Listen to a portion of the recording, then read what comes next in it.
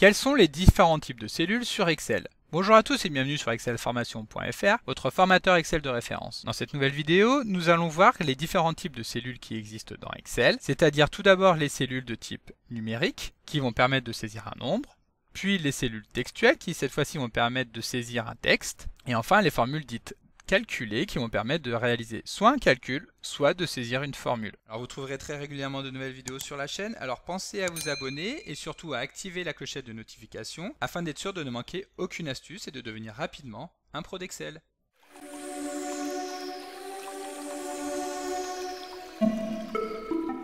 Alors pour commencer, nous allons voir les cellules de type numérique. Il s'agit des cellules au sein desquelles nous allons venir saisir des données numériques, c'est-à-dire un nombre, qui peut être composé soit d'un chiffre, donc par exemple ici 23, soit d'un chiffre avec un séparateur de décimales, donc ici il s'agit d'une virgule, mais lorsque votre version Excel sera en format américain par exemple, il s'agira d'un point. Il est également possible de saisir le signe de négation, donc le signe moins juste avant le chiffre, mais également tout signe qui permet de mettre en forme le chiffre, comme par exemple le signe pourcentage, la barre qui va permettre de spécifier que le chiffre saisi est une date,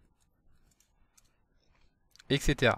Alors tout d'abord, il va être important de savoir identifier lorsqu'une cellule est de type numérique. Il faut savoir que par défaut, les chiffres sont alignés à droite et les textes, comme nous le verrons plus tard, sont alignés quant à eux sur la gauche. Par exemple, si ici nous saisissons le chiffre 3,14, Excel va automatiquement aligner celui-ci sur la droite. En revanche, si nous saisissons le mot pi et que nous validons, alors Excel va le centrer cette fois-ci sur la gauche.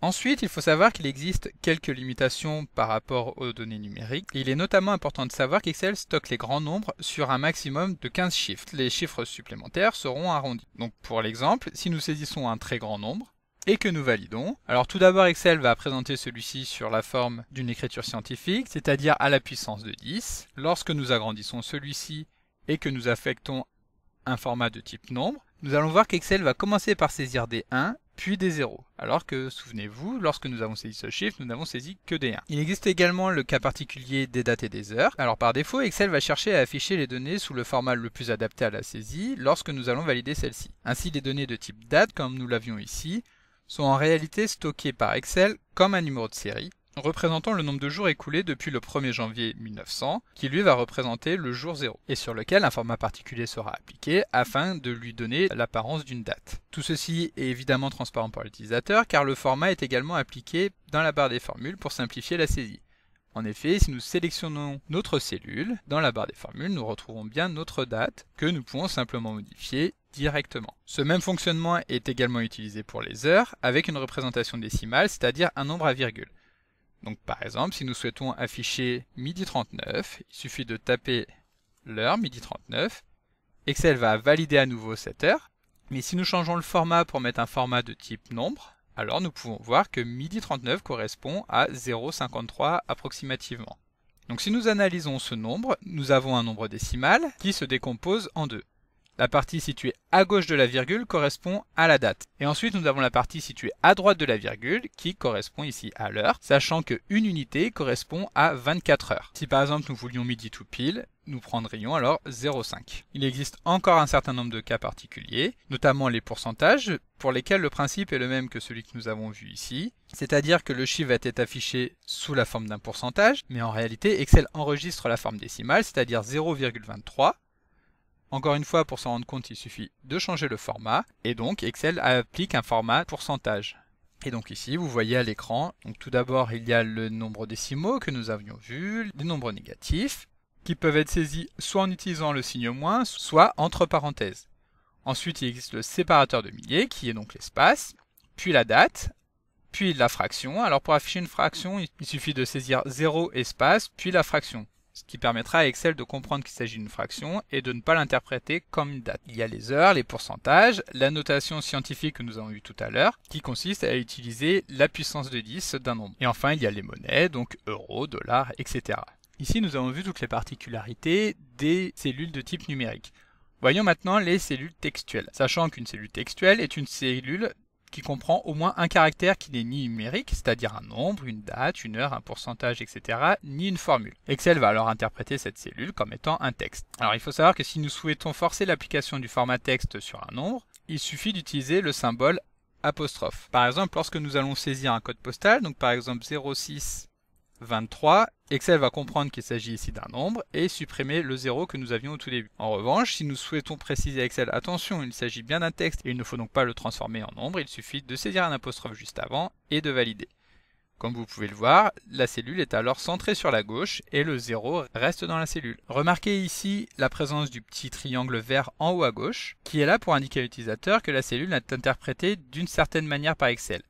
Il suffit alors de cliquer sur le point d'exclamation qui s'affiche lorsque nous sélectionnons la cellule pour comprendre qu'ici le nombre est stocké sous la forme d'un texte. Et donc Excel va ici nous proposer par exemple de le convertir en nombre, mais évidemment ce n'est pas ce qui nous intéresse.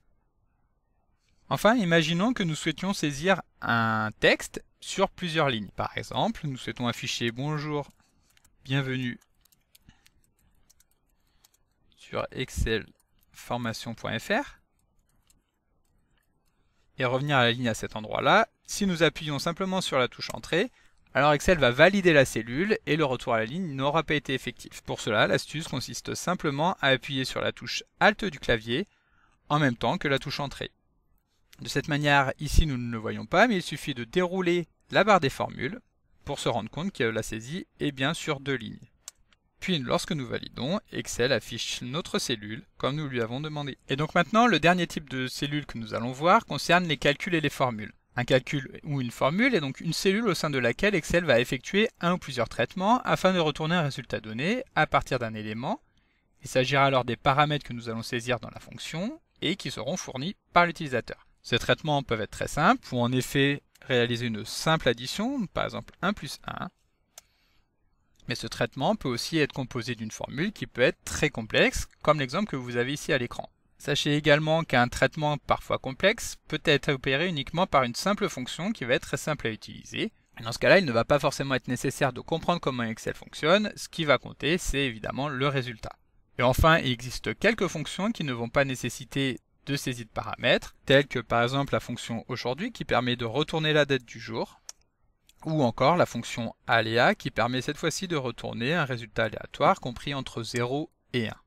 Alors voyons comment réaliser un calcul. Les calculs et les formules sur Excel s'utilisent en saisissant simplement en début de cellule l'un des caractères suivants. Donc le caractère le plus commun que nous allons utiliser pour nos calculs est le symbole égal. Nous l'avons vu juste avant lorsque nous avons effectué notre addition 1 plus 1. Il suffit de taper ce symbole, puis notre calcul. Il va également être possible d'utiliser les signes plus, donc plus 1 pour effectuer la même opération, ou éventuellement le moins, moins 1 plus 2. Lorsque nous réalisons un calcul, nous allons utiliser les opérateurs suivants. L'opérateur d'addition, qui est donc le plus, le caractère de soustraction, qui est le moins, le caractère de division, qui est donc la barre de division, le caractère de multiplication, et enfin le caractère de puissance. Alors ici, il suffit d'utiliser l'accent circonflexe. De cette manière, Excel va passer le chiffre à la puissance. Enfin, sachez que si vous réalisez une multiplication en utilisant non pas le symbole astérisque que nous avons vu, mais en utilisant la lettre X, alors Excel va automatiquement nous proposer de corriger le calcul en remplaçant la lettre X par le caractère qui convient. Il suffit alors d'appuyer sur oui pour modifier la cellule. Et voilà, comme d'habitude, vous pouvez télécharger le support de ce cours en suivant le lien que vous trouverez dans la description de la vidéo. Si la vidéo vous a plu, n'oubliez pas de la liker et de la partager, et vous pouvez également laisser vos impressions dans l'espace des commentaires. Évidemment, si ce n'est pas encore fait, abonnez-vous à la chaîne pour ne manquer aucune astuce. Merci d'avoir suivi cette vidéo jusqu'au bout, et à bientôt!